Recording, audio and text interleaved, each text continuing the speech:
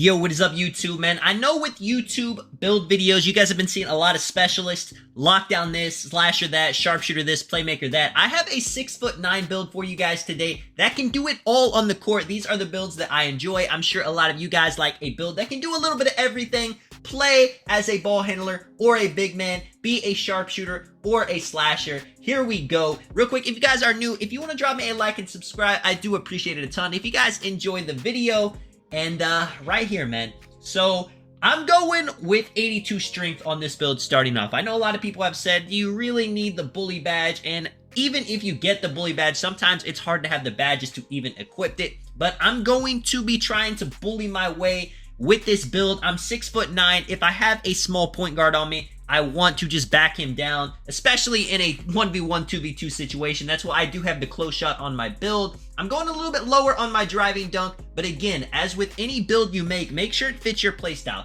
If you don't plan on ever doing close shots in the paint, you would rather just have the driving dunk higher, definitely do that. With the shooting, I maxed out my three-pointer. I have my mid-range pretty high as well. I'm somebody that likes doing those spin shots, those hop jumpers. So you can definitely get away with having the mid-range lower if you're just looking to shoot threes and dunk, do layups. You can add it to your ball handling. You can actually get quick first step on gold with this build, with the 85 ball handle. The only reason I don't is because I just could not afford it at all. Everything I got with my stats is exactly where I wanted it. With the badge points, with the badges, it unlocked, so I had to sacrifice somewhere. My playmaking took a hit, so if you guys want to add a little bit more playmaking, if you guys want to have some more pass accuracy, some more speed with ball, my pass accuracy at 68 does look a little bit low when you look at it, but I've been testing it out, and the 68 pass accuracy, this is about as low as I could get it to still have fast-looking passes, so I definitely wouldn't go any lower on the pass accuracy. The only stats I'm really lacking on is offensive rebound, and if I'm matched up against a smaller person, say on the 2v2 court, if I'm lined up at the 1, I'll still be able to rebound over them. I'm still going to have the rebounding badge. I still have the vertical, I still have the size, as long as I'm not going up at 7'3" center.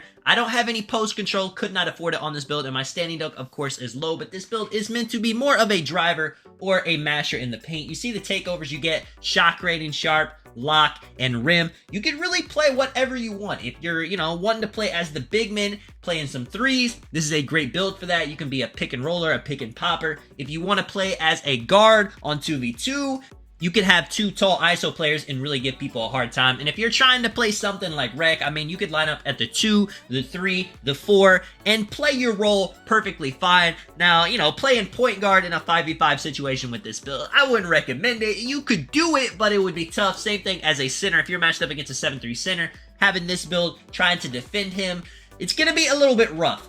Another thing that is a little bit rough is the badge count. Now with finishing, I have 15. I honestly need 16 for this build to be where I want it, but if you guys didn't know, there is a way to get 4 extra badges by doing a challenge in the city. I'm going to be making a video to show you guys exactly how to do that. Don't worry.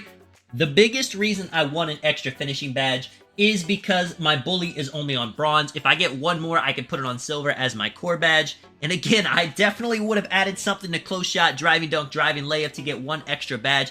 But I couldn't touch any other attribute without hurting my badge count in another category. When it comes to things like speed, acceleration, I wanted to have those high. A 6'9" build, I wanted to have the speed to keep up with guards. I did not feel comfortable sacrificing 2 or 3 over on that end. When it comes to the shooting badges, there are a ton of good shooting badges. You can never have enough. Corner specialists, the new Claymore, the new comeback kit. I'm excited to try those badges out. You can see I can put catch and shoot as my core badge. It's a buy one, get one free. I gotta throw on Limitless Bronze. You may be thinking that's a lot of badge points for a bronze badge, but it's gonna help me space the floor. And I throw on Deadeye on silver. You kind of gotta choose between Deadeye and Blinders with the badge count until you get more badges. I think Deadeye is a little bit more valuable if you're a spot up. Now, maybe if you're playing as the main ball handler, Blinders could be the badge to go with.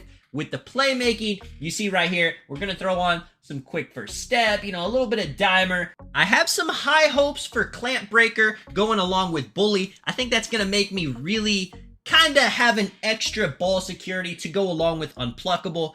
When it comes to defense, I mean, it's pretty easy to choose the badges. Gotta have the clamps on, gotta have the interceptor on. We got that 90 steal for a reason. There are a lot of bronze badges you could choose if you want to save some badge points.